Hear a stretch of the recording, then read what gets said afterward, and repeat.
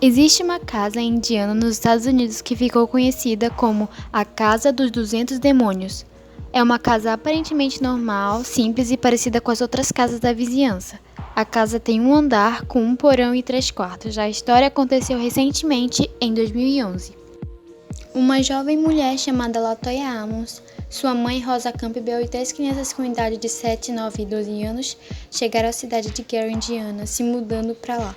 Eles passaram a residir no número 3860 da Rua Carolina, um lugar aparentemente normal. Inicialmente, eles gostavam muito da casa, e foi nesse começo que coisas estranhas começaram a acontecer. Depois que a família se mudou, começou a perceber todos os tipos de fenômenos ocorrendo na casa. Moscas se aglomeravam no meio do inverno. Eles ouviam barulhos pela casa. Ouviam passos subindo as escadas do porão. Eles viam vultos perambulando na sala de estar e ligavam a luz. E com muita frequência viam pegadas no assoalho. Em uma ocasião, quando uma das crianças foi encontrada levitando acima de sua cama, em um estado de transe. De acordo com a versão de Latoya Amos e Rosa Campbell, as duas encontraram a menina flutuando a cerca de 1 metro de altura, com um corpo rígido sobre a cama. Desesperada com tudo isso, Amos foi aconselhada a procurar a ajuda da igreja. Os padres foram bastante solícitos e entrevistaram membros da família para tentar compreender o que estava acontecendo. Chegaram a enviar um observador até a casa para testemunhar os incidentes. Nos primeiros 3 dias em que ele ficou como hóspede na casa, não houve nenhum incidente, mas no 4º dia, a atividade demoníaca retornou com força. Luzes piscavam, objetos se moviam e uma garrafa alegadamente flutuou no ar. O observador da igreja aconselhou a família a realizar uma limpeza espiritual no ambiente e espalhar crucifixos pela casa, mas infelizmente nada disso surtiu efeito. Eles decidiram então contatar um médium recomendado por um vizinho para tentar entender que manifestação era aquela que os perturbava. O especialista, um senhor de meia idade conhecido pela sua seriedade, visitou a casa e andou pelos cômodos, concentrando-se. Em mais de um aposento, ele parou e fechou os olhos como se estivesse incomodado com alguma coisa que apenas ele podia sentir. Seu prognóstico não foi nada bom.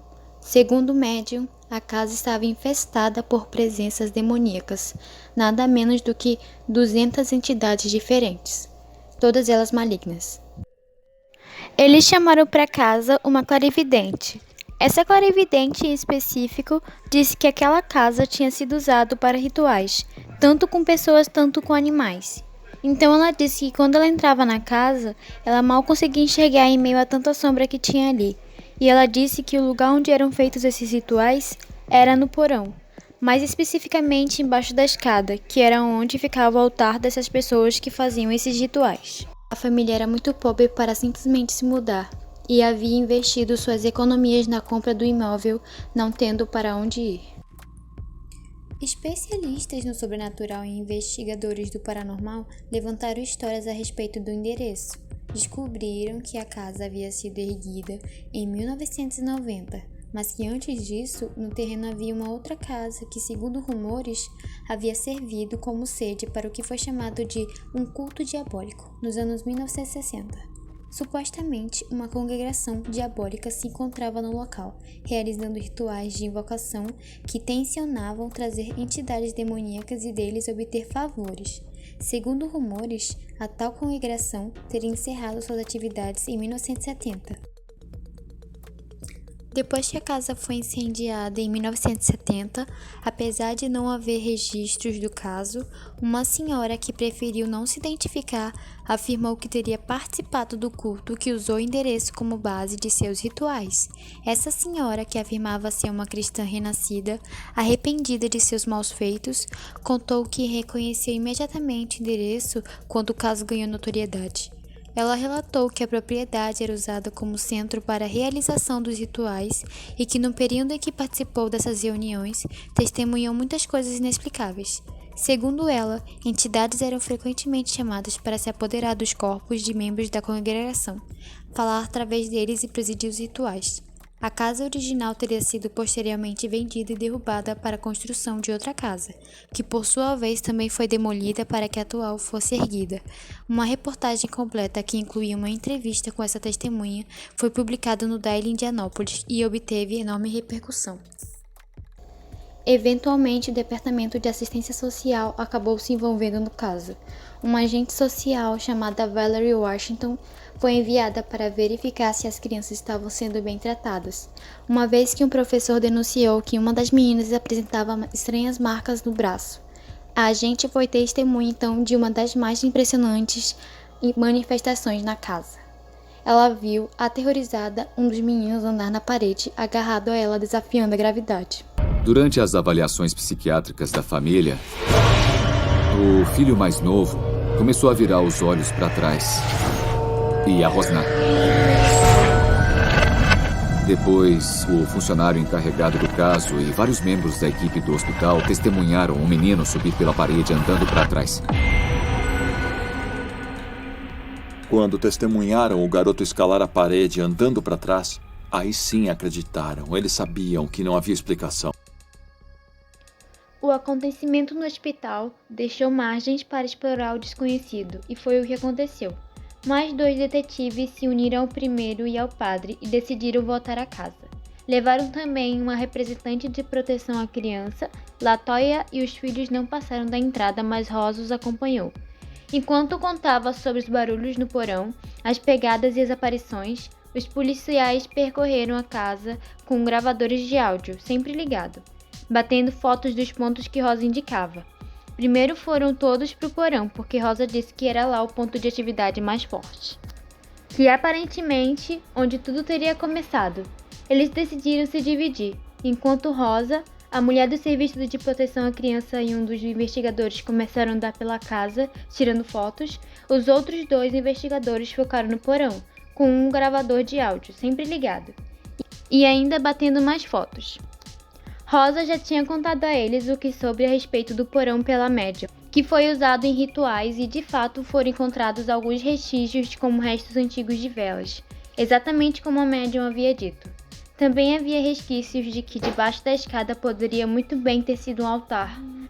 Em uma foto da escada que foi tirada, havia uma espécie de névoa que lembrava perfeitamente uma mulher e um homem. E isso os lembrava que também tinham gravado sons, exatamente no momento em que eles batiam fotos da escada. Foi captada uma voz masculina dizendo "Ei!", e aí mesmo que não acreditassem em assombrações, o que aconteceu na casa não havia explicações. Os investigadores procuraram um padre para contar o que tinha acontecido. Enquanto eles conversavam, tinham percebido que o puxador daquela persiana estava balançando sem nenhum vento e sem que ninguém tivesse passado por perto. Quando o investigador se aproximou da janela, olhou para o chão e viu uma poça e muitas pegadas. Pegadas enormes, maiores que qualquer pé que já tenha pisado naquela casa nos últimos tempos. E como a família já estava longe de algumas semanas, os policiais decidiram isolar a casa para investigações posteriores. Vizinhos começaram a ligar para a polícia porque vinha muito barulho da casa, e como sabiam que não tinha ninguém na casa, começaram a ficar preocupados. As ligações foram tantas que a polícia retornou à casa, mas antes da polícia entrar, mandaram um cão policial para vasculhar a casa. Estava tudo vazio, da maneira como a família tinha deixado. Os policiais entraram indo direto ao porão. As escadas estavam cheias de gosma viscosa. Uma das pessoas que entrou na casa disse que sentiu dor ao tocar na gosma. Os policiais perceberam que a persiana estava cheia da gosma e resolveram fazer um teste. Limparam a persiana e a casa novamente, trancada, sem ninguém lá dentro. Em meia hora eles voltaram e encontraram tudo lambuzado novamente. Era algo inexplicável. Já na saída, o investigador tirou uma última foto da janela e apareceu isso. Dá para ver algum contorno de alguma coisa humanoide, no mesmo lugar onde a cortina estava escorrendo. Em 2014, Zach Bagans, apresentador e produtor executivo da série de televisão Ghost Adventures, comprou a casa para filmar um documentário e disse que com certeza havia uma presença maligna no local. A filmagem foi finalizada em 2015. Bagans disse durante uma entrevista que, abre aspas, Algo dentro da casa tinha a capacidade de fazer coisas que nunca vi antes, coisas que não podem ser explicadas. O produtor de televisão ainda acrescentou que as forças da escuridão na casa eram conscientes da minha presença e interferiram com a produção de várias formas, algumas graves. E imediatamente após a sua investigação, começou a sofrer uma doença física sem explicação até hoje. E a família se mudou para Indianápolis. O padre fez exorcismos em Latoya depois. Ela sentia dores, doía tanto que ela chegava a desmaiar, mas ela não chegava a melhorar.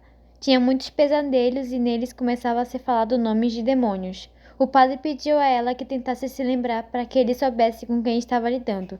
Depois fazia uma espécie de saquinho cheio de sal e queimar. Ela melhorou e esse foi o final. A casa foi demolida e nunca mais ouviram falar nela.